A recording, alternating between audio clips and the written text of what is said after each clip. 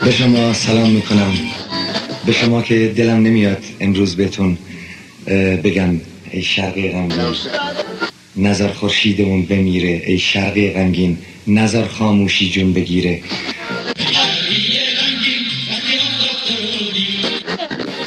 وظیفه یک خواننده چیه؟ با آوازهاش نه تنها به مردم شوق و امید زنده بودن بده، بلکه امید فردا رو هم به اونها تفهیم بکنه و این فردا رو باید بهتر ساخت، نه برای خودمون، نه حتما برای خودمون، برای بچه هامون، برای بچه های بچه هامون. برشت شاعر معروف آلمانی میگوید که، البته خیلی عامیانه براتون میگم، که ما که خودمون برای مهربانی کردن اومده بودیم خود مهربان نبودیم. ای شرقی غمگین وقتی آفتاب تو رو دید، تو شهر بارونی بوی عطر تو پیچید، شب راهشو گم کرد تو گیسوی تو گم شد، آفتاب آزادی از تو چشم تو خندید. ای شرقی غمگین تو مثل کوه نوری، نزار خورشیدمون بمیره، تو مثل روز پاکی مثل دریا مغروری، نزار خاموشی جون بگیره.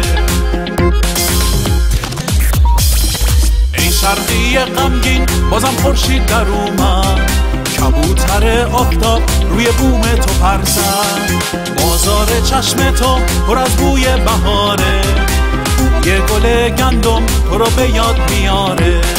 ای شرقی غمگین تو مثل کوه نوری، نزار خورشیدمون بمیره، تو مثل روز پاکی مثل دریا مغروری، نزار خاموشی جون بگیره.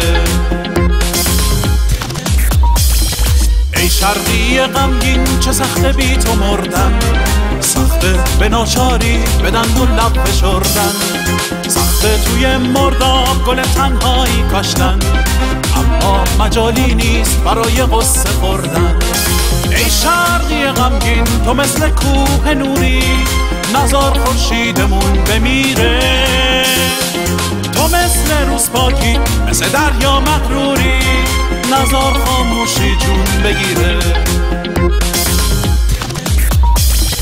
ای شرقی غمگین زمستون پیش رومه، با من اگه باشی گل و بارون کدومه، آواز دست ما میپیچه تو زمستون، ترس از زمستون نیست که آفتابش بومه. ای شرقی غمگین تو مثل کوه نوری، نزار خورشیدمون بمیره، تو مثل روز پاکی مثل دریا مغروری، نزار خاموشی جون بگیره.